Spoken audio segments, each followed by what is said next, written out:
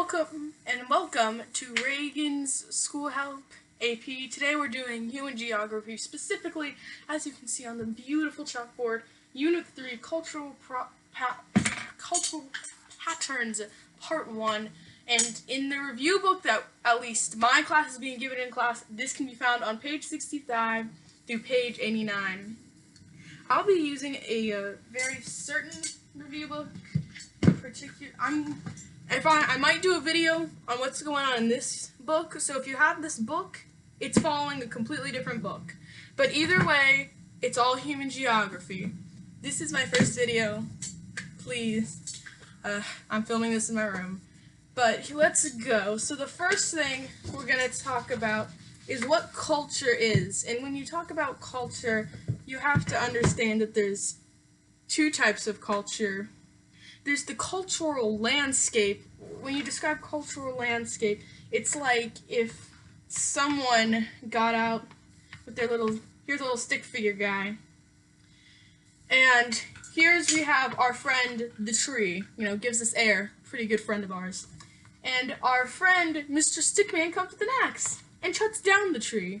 That would be considered cultural landscape, which is the human modification of natural land. Because that tree wasn't supposed to be cut down by an axe, but our friend Mr. Stickman didn't really care.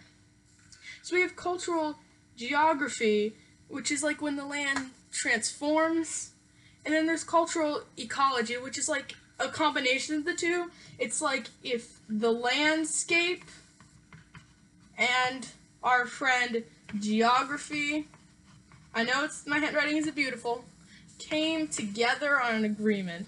So it's like the relationship. It's like they're dating now. They're married. And they changed their last name to ecology. So our second topic is perspectives.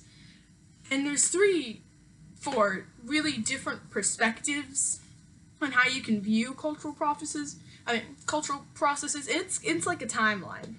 So the first theory was environmental determinism, which means humans respond to their environment. So let's say you live in a nice, hot, little beach. You live by a beach.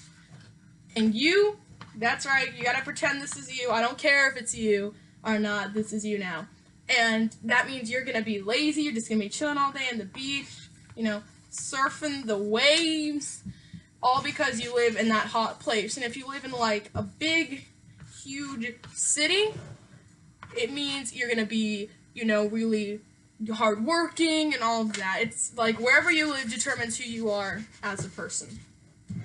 So this later evolved into possibilism, which is where cultural heritage and the environment shape. So it's like, not only is when you live in that big sunny beach, not only is it the big sunny beach that's determining who you are, it's your family, your mom and your dad, or your dad and your dad, your just family in general, where you come from, your religion, Let's say you believe in Jesus, Jesus is over there, the homie Jesus is helping you. So then it later evolved into environmental perception, which is make humans perceive their environment. And then the final stage is the complete opposite of environmental determinism. It completely flipped it on its head. It's what we believe today. It's cultural determinism, which is human culture shapes everything. Everything we do. And that makes sense, just because you live in a, big, bustling city doesn't mean you're necessarily a hardworking person. It's it's the culture, it's what you surround yourself with, it's what you choose to be. So our next topic is, I'm going to call it the introduction to culture. So there's 2 types of culture. I'm going to make a little T-chart here. There's non-material, which is where instead of believing in materials, it's about norms, once again, very small chalkboard, very crappy handwriting, beliefs, stuff like that. And then, so it's, mind over matter. And then we have material, which is where items come from beliefs. come from values. So that's the big thing. The material culture, if you can think of it, takes, oh god, it takes, so here's material culture, and here's our good friend values. So pretty much material culture absorbs values over here and spits out artifacts, or what comes out of it, like the cell phone, or the, you know, the modern PC, which is the big difference between the two. And you need to know, you have to think of, there's like the cultural hierarchy, and what I'm going to call the cultural pyramid. It's more like the cultural hierarchy, to be honest. So the first thing, the tiniest thing right on the bottom here, is the cultural region. And a region is like a little town. And that town has specific things. I mean, it has the biggest cheese in the world. Maybe it's known for its great music, you know. It's specific to that town, that area, or that, you know, small area. What comes after that is, and it really ties into that, is a trait. And a trait is what defines the region. Like the biggest cheese is the trait that defines the cultural region. And the next thing that comes up is a cultural complex. And a complex is like a whole bunch of regions combining. It's like, let's say you got this town over here, and this the estate of what you call it. And here we have our first region. We have square. And square is its own cultural region. Then there's triangle, which is its own cultural region. And then there's, I don't know what shape that is, region. And they all make up one big cultural complex. Even though they're all little regions. And the next thing that comes after that is a system. And a system would be like a whole state or a whole province, depending on where you live. All these complexes are combining to define the culture of your region or your state, any of that. And the big thing is it makes up a region. Like a part of the world. We're talking about, you know, the South, West, you know, your country. All of that makes up this big cultural region. Now, if you live in a very, very small country, odds are you're more of a complex. Or, you know, you're a complex, not a system. So it might be that your complex is made up of a bunch of little states. Ooh, it's board cleaning time. Who doesn't love to hear the sound of that, board?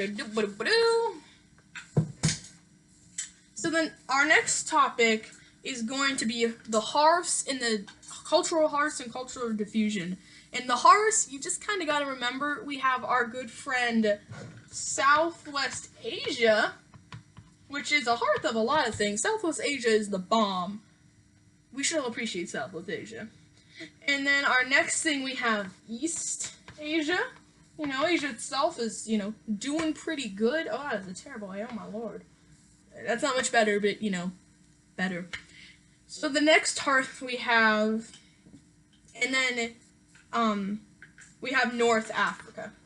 And then we have one last hearth, which is just South Asia. These are our original hearths, like the original hearths of culture. But, you know, a few others came afterwards. The second coming of hearths, because there's 3 comings. We just went over the first coming. Our second coming of hearths would be Central America and South America. And now, last but not least, we have our third coming, which happened to be just, I'm not even gonna write this up, it's pretty much formed around the Nile. And so, the next thing we're gonna have is the types of diffusion. And what cultural diffusion is, it's the spreading of a culture to the surrounding areas. Like, westernization is a huge cultural diffusion all over the world. You know, everyone's mocking, well, the West. Mainly the US, Canada, you know, all those good places. So, there are 2 types of diffusion. There's expansion diffusion, and the first thing we have is contagious. Contagious is like a sickness. You know when Christopher Columbus our old pal, who was actually kind of the worst Christopher Columbus sailed, the ocean blue. Well, when he arrived to America, he brought the plague. You know, he brought all these terrible diseases, he brought all these terrible stuff. It wasn't good for the Native Americans. He kind of screwed them over with his contagious diffusion of all these eastern diseases. If you know anything about how the immune system works, they did not have the acquired immune system to deal with this, but you know, kind of just sucked for them. So then the next kind is stimulus. It's like the idea of democracy. When the United States adopted a democracy, now democracy is everywhere. You know, it was the idea that, you know, you can vote for your leader, you choose who rules you. That was a big thing, you know. And then there's only one kind of relocation diffusion, and that's migration, you know. Let's say, you know, this is Bob, our good friend of Bob. Bob is kind of derpy, but that's okay. We still love Bob. And so Bob lives in Stupidville. He lives in Stupid, but he doesn't want to be stupid anymore. Bob wants to move to Smartville. So he packs up his things. Here he is with his beautiful bag. He takes his things and he goes over to Smart. There he is now in Smart. He has his high school degree now, and he's not derpy anymore because he went to Smart. So this is a good time to talk about something now where we're talking about migration diffusion and then push and pull factors. The push factor for Bob is that in Stupidville, he wasn't getting the education he needed, he didn't have the life he wanted, so we decided the pull factor of Smart was education and a better life.